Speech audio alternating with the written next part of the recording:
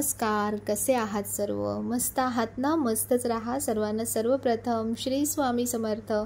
तुम्हाला सर्वांना आजचा दिवस खूप छान आनंदाचा आणि आरोग्यदायी जाओ. तर आपल्या मराठी वर्षातल्या अनन्यसाधारण असं महत्त्व असलेला आपला पवित्र असा श्रावण महिना सुरू झालेला आहे.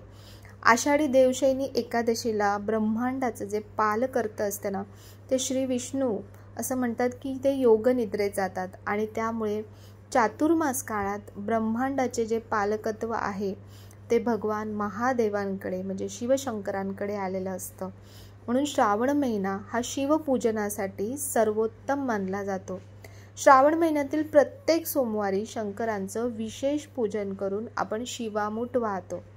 तर स्वामींची आजची बघा तयारी किती छान झालेली आहे. म्हणजे सोमवारचं आहे ना, पांढऱ्या रंगाला, पांढऱ्या वस्त्राला खूप खूप खूप महत्त्व आहे. तर म्हणून स्वामींना सुद्धा पांढरंच वस्त्र आज परिधान केलं आहे स्वामींनी. आणि हे जे वस्त्र आहेत ना, ते हे मी ममताताईकडून मागवलेत. परत तेच सांगते मी पुन्हा की बऱ्याच जणांच्या अशा कमेंट्स असतात की ती रिप्लाय देत नाही, उत्तर देत नाही. पण असं होत नाही की कोणालाच ते मिळत नाही, प्रत्येकाला मिळतं. आणि तुमचा हा पण गैरसमज मी दूर करते की तुम्हाला असं वाटतं की फक्त आम्हाला गोष्टी वेळेवर मिळतात आणि तुम्हाला मिळत नाहीत. तर तसं अजिबात नाही आहे. ही जी वस्त्र तुम्हाला दिसतात ना, ही जवळपास महिनाभर आधी मी तिला सांगितलं होतं आणि महिन्याभरानंतर मला तिच्याकडून ते कुरिअर मिळालेलं आहे.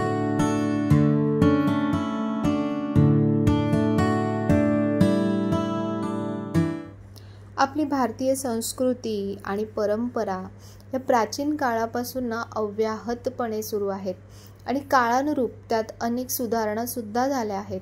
आणि तरी त्या साजरं करण्याचा उत्साह जो आहे ना, तो आपला कमी झालेला नाही आहे. बघा, दरवर्षी तेच सण येतात पण तरी आपण तितक्याच उत्साहाने आपण सगळे सण साजरे करतो. तर ती खूप भारी गोष्ट आहे. तर पूजेच्या मागे असं काय सजावट करू हे चाललं होतं माझं. तर खूप जास्त असं काही मला करायचं नव्हतं, पण अगदी थोडक्यात, पण तेही काही धडाचं होत नव्हतं. जे पण लावते ते सगळं सारखं पडतं आहे. तर कधी कधी असं होतं बघा तुम्ही, म्हणजे काय झालेलं ॲक्च्युली माझ्या पाठीमध्ये चमक भरली आणि त्याच्यामुळे मला ना वागता येते, ना उठता येते, ना बसता येते, असं सगळं झालं आहे. आणि डोक्यात खूप टेन्शन की म्हणजे पूजा तर करायची आहे, पूजा व्यवस्थित झाली पाहिजे. पण शेवटी कसं आहे ना, आपल्या मनात म्हणजे इच्छाशक्ती असेल ना, तर सगळ्या गोष्टी होतात. आणि खरंच महादेवांनी माझ्याकडून सगळ्या गोष्टी अगदी छान प्रकारे करून घेतल्या. अक्षरशः तुम्हाला सांगू की पूजेला बराच वेळ गेला, बराच वेळ मी बसली. इतर वेळी मला थोडा वेळसुद्धा बसता येत नव्हतं, इतकी चमक भरली होती. आणि म्हणजे हीच ती प्रचिती असं म्हणायला हरकत नाही आहे की जेव्हा आपण अगदी मनापासून काहीतरी करायला जातो तर आपल्याबरोबर म्हणजे सगळं ते आपल्याकडून आपोआप करून घेतात. तर बऱ्याच ताईंनी मला म्हटलं की ताई, खसचा जो स्प्रे आहे त्याचा सुगंध अतिशय सुंदर आहे. तर म्हणून मी खसची दादांकडून अगरबत्तीसुद्धा मागवून घेतली. म्हटलं दादा, मला खसची अगरबत्ती असेल तर पाठवा, कारण स्प्रे काय खूप जास्त वेळ राहत नाही. तर म्हटलं अगरबत्ती आणखीन छान, म्हणजे बराच वेळ राहील. आणि खरंच तुम्हाला सांगू, इतकी त्याची जाडी म्हणजे अशी जाड आहे ना अगरबत्ती, की बराच वेळ ती जळते आणि खूप छान सुगंध येतो त्याचा. तर ही जी म्हणजे शंकरांची जी पूजा मांडायची असते आपल्याला, तर ती पांढऱ्या वस्त्रावरतीच मांडायची असते. ही जी पूजा आहे ना, ह्याचे आधीच्या वर्षांचे बरेच व्हिडिओ आहेत, मागच्या वर्षीचे, त्याच्या मागच्या वर्षीचे, की डिटेलमध्ये की पूजा कशी करायची, रुद्राभिषेक कसा करायचा, याचासुद्धा डिटेल व्हिडिओ आहे. तर ते व्हिडिओ बघून तुम्ही म्हणजे पूजा मांडू शकता, पूजा करू शकता. ज्या नवीन ज्या ताई आपल्याला जॉईन होतात किंवा नवीन काही सबस्क्रायबर्स येतात, तर त्यांना मागचे व्हिडिओ बघत नाही, त्याच्यामुळे त्यांना मागचा रेफरन्सच राहत नाही. तर त्याच्यामुळे त्यांच्यासाठी पुन्हा नव्याने काही गोष्टी पुन्हा दाखवायला लागतात. आणि काय होतं ना, दरवर्षी आपल्या पूजेमध्ये प्रत्येक गोष्टीमध्ये काही ना काही नवीन गोष्टी येत असतात. म्हणजे नवीन वस्तू म्हणा, सजावटीच्या वस्तू म्हणा, बऱ्याच गोष्टी येत असतात. तर त्याच्यामुळे पुन्हा सगळं जसं साजरं होतं. जसं मी मगाशी म्हटलं की आपण आपले सण दरवर्षी तेच सण येतात, पण तरीही पूर्वीपेक्षा आणखीन छान मी कसं करू, आणखीन छान माझी पूजा कशी होईल, हाच आपला दरवेळेचा प्रयत्न असतो. श्रावणाच्या प्रत्येक दिवशीचे व्रत आणि त्याचं महात्म्य हे अनन्यसाधारण असं आहे. श्रावण हा शिवपूजनासाठी अतिशय महत्त्वाचा, पवित्र आणि शुभ महिना मानला जातो. श्रावणी सोमवार केला जाणाऱ्या शिवपूजनात जलाभिषेक, रुद्राभिषेक याला खूप विशेष महत्त्व असते. शिवपूजन करणं आपल्याला शक्य नसेल तर आपण भक्तिभावाने फक्त एक जरी बेलाचं पान, म्हणजे ज्याच्यामध्ये 3 पानं एकत्र असतात, असं एक जरी बेलाचं पान आपण महादेवांना अर्पण केलं ना, तर त्याचं सुद्धा पूजेचं जे पुण्य आहे ते आपल्याला प्राप्त होतं. तर श्रावणात जे शिवप्रतिका आहेत तर त्याच्यापैकी जे एक शिवप्रतीक आहे ते म्हणजे रुद्राक्ष. तर ज्यांना रुद्राक्ष धारण करायचं असतं ना, त्यांनासुद्धा हा महिना खूप अतिशय पवित्र मानला जातो आणि लाभदायक सुद्धा समजलं जातं. तर कुठल्याही पूजेची सुरुवात ही आपल्या बाप्पांपासूनच होते. तर म्हणून सर्वात पहिले आपल्या बाप्पांची स्थापना करायची आहे. तर त्यासाठी बाप्पांना तुम्ही पंचामृताने स्नान घाला, दुधाने स्नान घाला किंवा अगदी पाण्याने सुद्धा तुम्ही स्नान घातलं ना तरीही चालतं.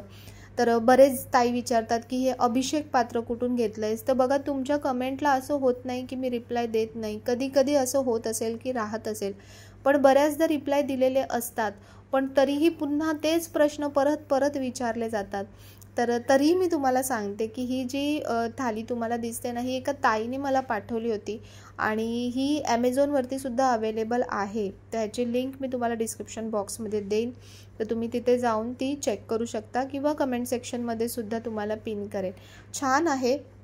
फक्त एका गोष्टीची काळजी घ्या की त्याला म्हणजे आपण जे पितांबरी किंवा ॲक्लिन पावडर जे वापरतो तर त्याने त्याला घासायचं नाही आहे, कारण ते पितळेचं नाही आहे, ते वेगळंच मेटल आहे, त्याच्यावर पॉलिश केलेलं आहे.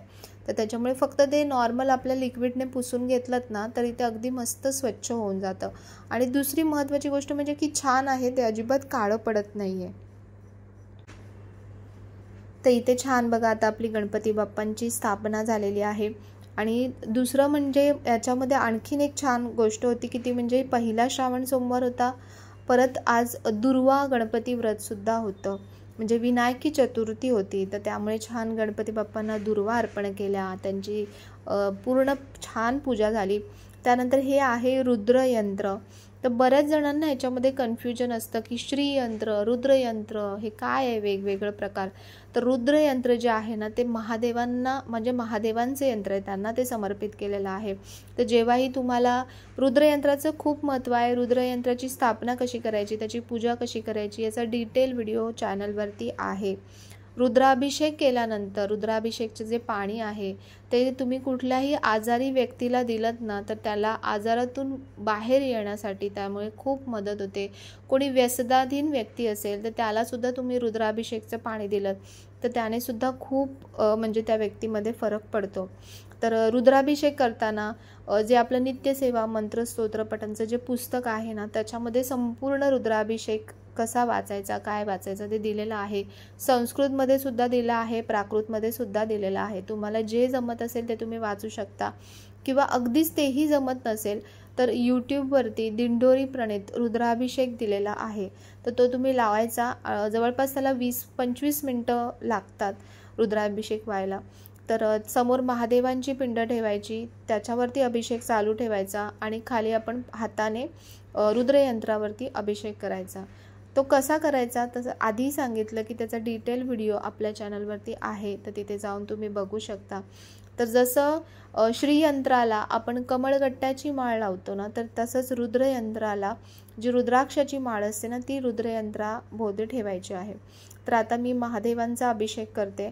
अभिषेक करताना ओम नमः शिवाय या मंत्राचा जाप करायचा आणि खरंच अगदी मनापासून तुम्ही जेव्हा ओम नमः शिवाय हे जेव्हा म्हणता ना अगदी वेगळ्याच दुनियेमध्ये गेल्यासारखं वाटतं आणि खूप छान वाटतं मला. म्हणजे ओम नमः शिवायचं जेव्हा तुम्ही जापसुद्धा करता, जेव्हा मेडिटेशनसुद्धा करता ना तेव्हा पण खूप खूप खूप भारी वाटतं. हे जे शिवलिंग तुम्हाला दिसतं आहे तर हे नर्मदेश्वर शिवलिंग आहे. कुठून घेतलं आहे, कसं घेतलं आहे याचा व्हिडिओ आहे, पण तरी सांगते की हे बाप्पा मोरया स्टोअरमधून मी घेतलं आहे. नर्मदा नदीच्या पात्रामधून जे शिवलिंग, म्हणजे ते असं म्हटलं जातं की स्वयंभू शिवलिंग तिथे असतात, तर तीच आणून त्याच्यामध्ये वेगवेगळे प्रकार असतात, म्हणजे खूप सारे कलर त्याच्यामध्ये येतात, खूप सारे त्याच्यावरती वेगवेगळे डिझाईनसुद्धा असतात, पण ते सगळं नैसर्गिक असतं, ते काही बनवलेलं नसतं, म्हणूनच त्यांना स्वयंभू शिवलिंग म्हटलं जातं. तर हे नर्मदेश्वर शिवलिंग मी म्हणजे घरात स्थापन केलं आहे ना, तिथपासून मला तरी खूप चांगले अनुभव आहेत. तुम्हीसुद्धा नक्की, नसेल तुमच्याकडे म्हणजे आधीचं शिवलिंग समजा तुम्हाला बदलायचं असेल तर तुम्ही नक्कीच हे शिवलिंगाची स्थापना करू शकता. याला खाली ही जलधारी असते आणि वरती शिवलिंग असतं. तर शिवलिंगावरती पण बघा अभिषेक करून घेतला, दुधाचा अभिषेक केला. आणि माझ्याकडे जे बेलाचं झाड आहे ना, तर ते जे अभिषेकाचं जे पाणी आहे ते आपण झाडांना व्हायचं आहे. तर म्हणून महादेवांवरती जो अभिषेक केला होता तर त्याचं संपूर्ण जे पाणी किंवा दूध आहे ते मी बेलाच्या झाडाला वाहिलं. आणि हे आहे श्री शिव अष्टोत्तर नामावली, म्हणजे महादेवांची 108 जी नावं आहेत. तर जेव्हा आपण बिल्वपत्र अर्पण करतो महादेवांना तेव्हा त्या 108 नावांचं आपण उच्चारण करता करता ते करायचं आहे. तर बेलाचं पान कसं व्हायचं, उलटं पान घ्यायचं, म्हणजे जे पानाचा भाग आहे तो आपल्याकडे आला पाहिजे, देठाचा भाग महादेवांकडे गेला पाहिजे. आणि जे त्याला पुढे जे गूळ असतं ना देठाला, ते गूळ कधीही काढून टाकायचं, असंच पान अर्पण करायचं नाही. पहिल्या श्रावण सोमवारी जी शिवामूठ होती तर ती म्हणजे तांदळाची, तांदूळ पहिली शिवामूठ म्हणून वाहिले जातात. त्यानंतर लग्न झाल्यानंतर सलग पहिली 5 वर्ष आपल्या महाराष्ट्रात स्त्रिया हे शिवास्त वाहण्याचं व्रत करतात. ही शिवामूठ श्रावणातला मोठा वसा मानला जातो. प्रत्येक महिलेने व्हावी असे ते सांगितलं सुद्धा जातं. आपल्या पतीसाठी, कुटुंबासाठी अशी व्रतवैकल्य महिला आनंदाने करतात. नेहमीचा तोचपणा आलेल्या आयुष्यात थोडा वेळ का होईना पण बदल होतो, तो देखील त्यांना पुरेसा होतो. देण्याचा आनंद काय असतो हे या व्रतांमधून अनुभवता येते. दिल्याने कधीच कमी होत नाही तर त्यात वाढच होते, मग ते ज्ञान असो वा अन्न. आणि हीच आपल्या भारतीय संस्कृतीची शिकवण आहे. मूठभर जरी असलं ना तरीही ते देता आलं पाहिजे आणि ह्याचंच गृहिणीला समाधान मिळतं. मूठ करून काही अन्नधान्य मिळाले याचे घेणाऱ्याला समाधान आणि देणाऱ्याला सुद्धा समाधान या व्रतवैकल्यांमधून मिळतो. तर हे जे फळ आहे ना याला धतुरा म्हटला जातो किंवा धोत्र्याचं फळ म्हटलं जातं. तर हे सुद्धा महादेवांना अर्पण केलं जातं. तर अशा प्रकारे बघा आजची पूजा, जी पहिल्या श्रावण सोमवारची पूजा महादेवांनी मी असं म्हणेन की खरंच त्यांनीच माझ्या हातून ही पूजा करून घेतली. म्हणजे चमक भरलेली असताना सुद्धा इतकी पूजा होऊ शकते माझी ही मला स्वतःला गॅरंटी नव्हती, पण त्यांनी अगदी सुंदर अशी पूजा माझ्याकडून करून घेतली. त्याबद्दल महादेवांना खूप खूप खूप अगदी मनापासून धन्यवाद. आणि खरंच आहे, हे जे सण आहेत ना या सणांमधून आपल्याला खूप सारा आनंद मिळतो. रोजचं आपलं तेच जीवन झालेलं असतं, तेच रुटीन असतं, त्यामधून एक वेगळाच विरंगुळा आणि एक वेगळाच आनंद, वातावरणातलं पावित्र्य आपल्याला हे आपले सण देऊन जातात.